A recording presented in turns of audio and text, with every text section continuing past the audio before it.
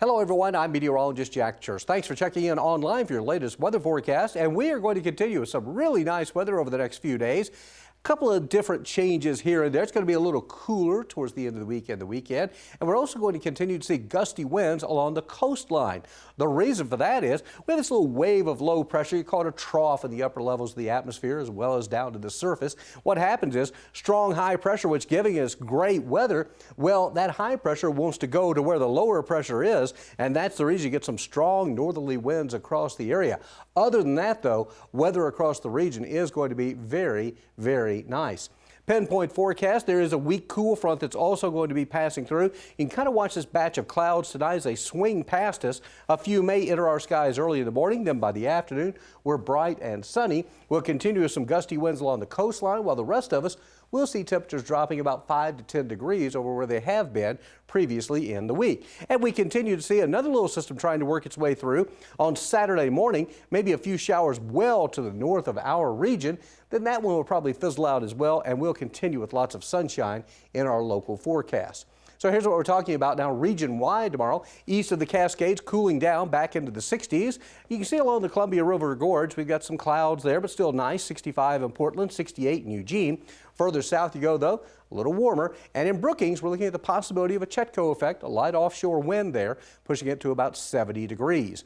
Otherwise, though, we will have gusty winds up and down the coastline, so temperatures will be widely variable there from 59 in North Bend to 58 in Port Orford to as warm as 70 degrees in Brookings. Again, it just depends on your orientation to where those winds are downsloping and how warm you may get.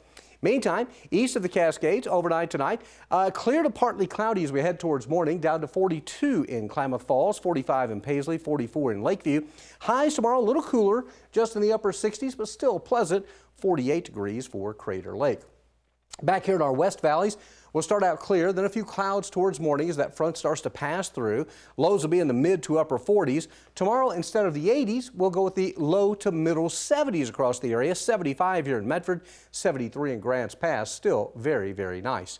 Over the next 7 days, mostly sunny skies throughout the period. Notice temperatures are trending downward for the weekend, but still nice, low 70s.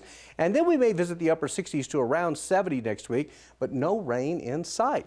Klamath Basin, same story for you. Temperatures are cooling over the weekend. Then they come up, then they go back down a little bit. That's the only major changes there, just some light variations in temperatures. At the coast, gusty winds in the forecast Friday, Saturday, and Sunday. It will be sunny at least. Most locations should be in the 60s.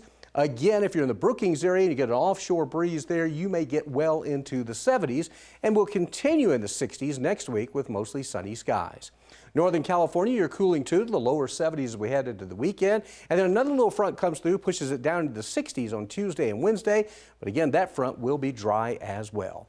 Thanks again for checking in online for your latest forecast. You can also catch us over the air. That's at NBC5 News. Have a good evening.